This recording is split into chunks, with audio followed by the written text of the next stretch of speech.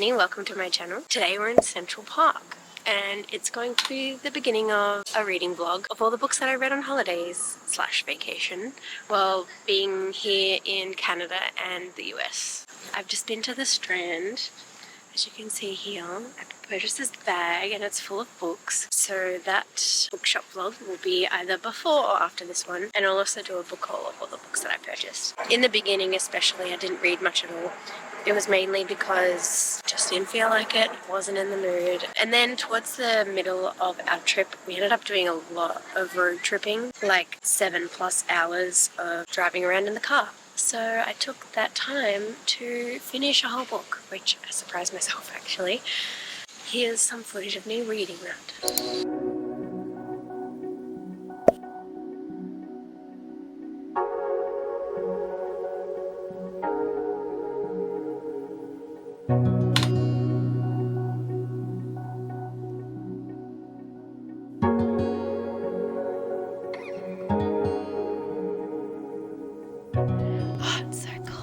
Now I'm at the top here and slowly realizing we're gonna have to make our way down, which is gonna be probably as equally as difficult because of the crazy terrain down there. Not to do with books whatsoever, but if you wanted to know, I've read exactly 0 words, like none at all.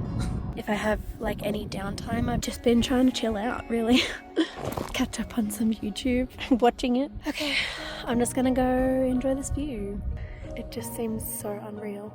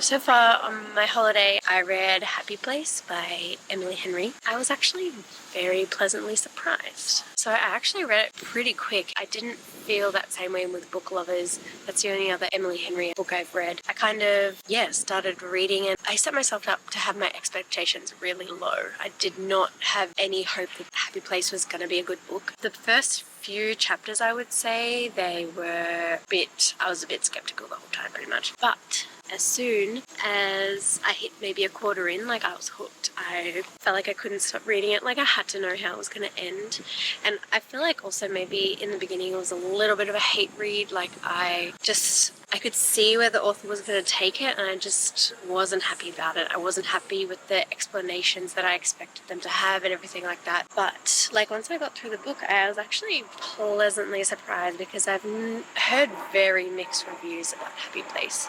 Overall though, I actually really enjoyed it. I would probably say like 4.5 stars. Like that's how much I liked it. I really liked the characters. The characters were great. Felt like I knew every one of them.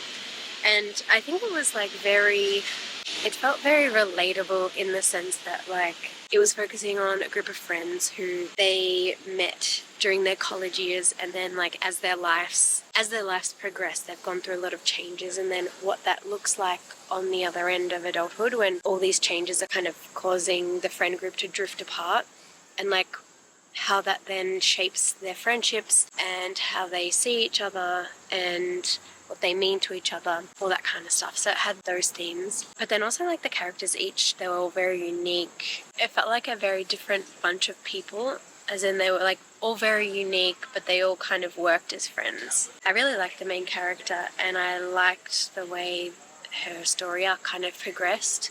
There were some bits where I kind of wish they touched upon a subject a little bit more, but especially in the beginning, I wish they kind of emphasized some parts a little bit more so it would make sense how her storyline ends up. But yeah, I actually really, really enjoyed it. And I'm probably going to try and read some more Emily Henry books if I can. So the next book I've started is Obsidian by Jennifer L. Armentrout. And this book I've already read, but I read it when I was like 15, and it's part of my series that I'm going to be starting of reading books from the early 2000s, so you don't have to. And it's books that I've read before when I was a teenager, and I'm going to just see how they stand up to the test of time. So I've started that one.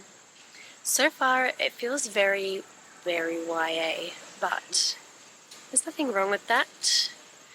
It's just a lot more YA than I remember. But yeah, I haven't gotten far enough to really have much more to say about it. So yeah, I'm going to be continuing to read Obsidian.